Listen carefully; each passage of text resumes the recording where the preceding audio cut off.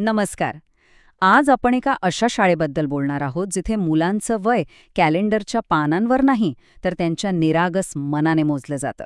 ही फक्त एक शाळा नाहीये, तर हा एक असा विचार आहे जो आपल्याला शिक्षणाकडे बघण्याचा एक पूर्णपणे नवीन दृष्टिकोन देतो. चला तर मग आर मालपाणी विद्यालयाच्या या खास जगात डोकावून पाहूया. हा प्रश्न एकदम साधा वाटतो नाही का? पण याचं उत्तर खूप खोल आहे.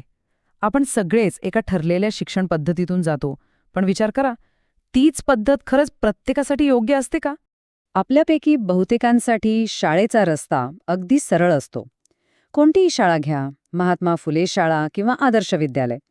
आपलं वय वाढत जातं आणि आपली इयत्ता बदलत जाते. 6 वर्षांचे झालो की पहिलीत प्रवेश. हा एक अगदी ओळखीचा, सरळ सोट मार्ग आहे. पण कल्पना करा की जर हा मार्ग आपल्यासाठी बनलेलाच नसेल तर? आणि बरोबर याच प्रश्नाच्या उत्तरातून आर मालपाणी विद्यालयाची गोष्ट सुरू होते. ही शाळा त्या मुलांसाठी एक नवीन वाट तयार करते ज्यांच्यासाठी नेहमीचा रस्ता कदाचित योग्य नाहीये. इथे शिक्षणाचा एक जास्त मानवी आणि जास्त काळजी घेणारा दृष्टिकोन आपल्याला बघायला मिळतो.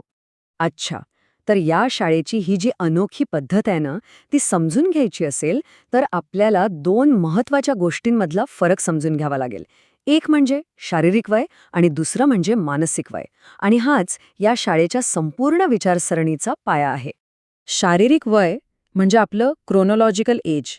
हे अगदी सरळ आहे. जन्मापासून आपण किती वर्ष जगलो त्याचा हिशोब. आपण जो वाढदिवस साजरा करतो ना, तेच हे वय. हे मोजायला खूप सोपं आहे.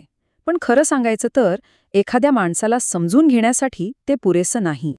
आणि मग येते दुसरी आणि जास्त महत्त्वाची गोष्ट, मानसिक वय.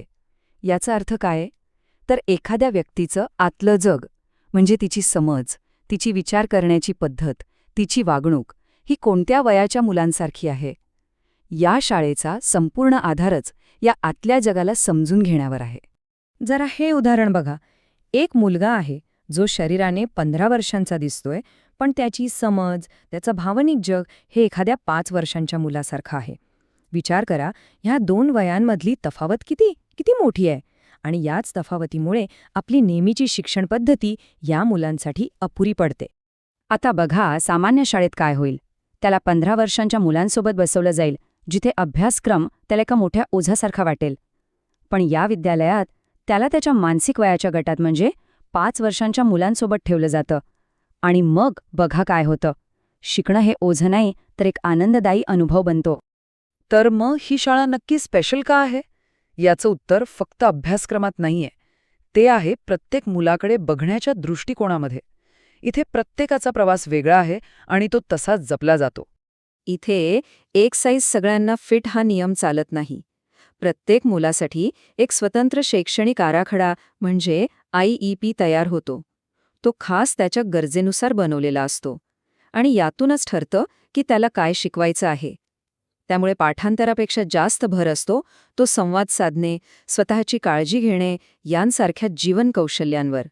आणि हे वाक्य किती सुंदरपणे दाखवतं की इथलं नातं किती खोल आहे. तिथले शिक्षक हे फक्त शिक्षक नाहीत, तर ते मुलांचे मित्र आणि त्यांचे मार्गदर्शक बनतात. खरं तर हाच या शाळेचा आत्मा आहे. पण शिक्षण म्हणजे फक्त पुस्तकं आणि कौशल्य नाहीत, बरोबर? व्यक्तिमत्व तेव्हाच खरं फुलतं जेव्हा त्यात आनंदाचे रंग भरले जातात. आणि या शाळेत प्रत्येक क्षण साजरा केला जातो. कारण या मुलांच्या आयुष्यात हास्य आणि उत्सव भरणं हा सुद्धा शिक्षणाचाच एक अविभाज्य भाग मानला जातो. गणेशोत्सव असो, दिवाळीचा झगमगाट असो, रंगांची होळी असो किंवा ख्रिसमसचा उत्साह, इथे प्रत्येक सण सगळे मिळून एकत्र साजरा करतात. आणि हे फक्त मनोरंजन नाहीये, तर यातून मुलांना आपली संस्कृती आणि सामाजिक वातावरणाशी जोडलं जातं. कदाचित बाहेरच्या जगात या मुलांकडे दुर्लक्ष केलं जात असेल, पण या शाळेच्या आवारात प्रत्येक मूल हे एखाद्या सेलिब्रिटीसारखं आहे. प्रत्येकाचं महत्त्व, प्रत्येकाचं असणं इथे खूप मोलाचं आहे आणि ते त्यांना सतत जाणून दिलं जातं. आणि याच भावनेतून शाळेतल्या प्रत्येक मुलाचा वाढदिवस एका मोठ्या सोहळ्यासारखा साजरा होतो. केक कापला जातो, भेटवस्तू मिळतात आणि सगळ्यांच्या शुभेच्छा. तो एक दिवस पूर्णपणे फक्त त्या मुलाच्या नावाचा असतो, फक्त त्याच्या आनंदाचा असतो. आणि एक गोष्ट तर खरंच खूप हृदयस्पर्शी आहे. समाजातील अनेक दानशूर व्यक्ती आपला किंवा आपल्या मुलांचा वाढदिवस साजरा करण्यासाठी खास इथे येतात, कारण त्यांनाही माहीत आहे की आनंद वाटल्याने तो द्विगुणित होतो. तर हे सगळं पाहिल्यावर एक गोष्ट अगदी स्पष्ट होते, नाही का? ही शाळा म्हणजे फक्त बिटांची एक इमारत नाहीये, तर त्याहून खूप खूप काहीतरी जास्त आहे. आर मालपाणी विद्यालय हे फक्त एक शिक्षण केंद्र नाही, ही एक हक्काची जागा आहे, एक आधार आहे त्या प्रत्येकासाठी ज्यांना समाज वेगळं समजतो पण इथे त्यांना आपलं मानलं जातं. हे वाक्य आपल्या सगळ्यांना विचार करायला लावणार आहे. या मुलांना आपल्याकडून सहानुभूती नकोय, त्यांना हवा आहे आपला सहवास, आपली सोबत. त्यांच्यासोबत काही क्षण घालवणं हे सहानुभूतीच्या 1000 शब्दांपेक्षा कितीतरी पटीने श्रेष्ठ आहे.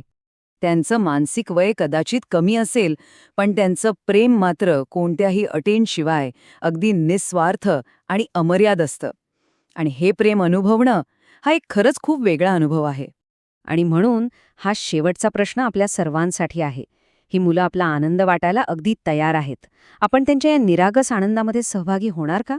कारण एक गोष्ट नक्की, जेव्हा आपण त्यांच्या आयुष्यात आनंद पेरतो तेव्हा तो 1000 पटींनी आपल्याकडे परत येतो. विचार नक्की करा.